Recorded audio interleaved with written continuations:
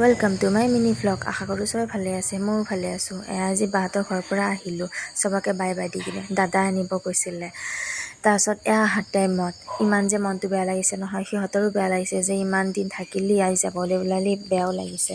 মই কৈছোঁ উপায় নাই আৰু যাবতো লাগিব নিজৰ ঘৰলৈ।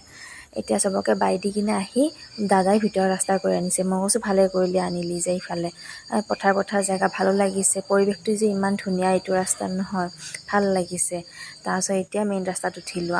মেইন ৰাস্তাত উঠি কিনে আহি আছোঁ। আহি থাকোঁতে যে স্পীড ব্ৰেকাৰবিলাক ইমান ডিষ্টাৰ্ব দিয়ে নহয়, চাওকচোন। বাপৰে, ইমান স্পীড ব্ৰেকাৰ দিব লাগেনে কওকচোন।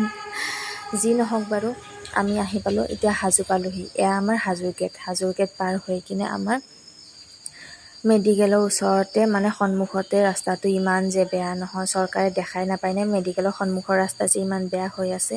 যি নহওক, ঘৰ আহি পালোঁ। এনেকৈ গ'ল গোটেই দিনটো, ভালে লাগিল। বাই।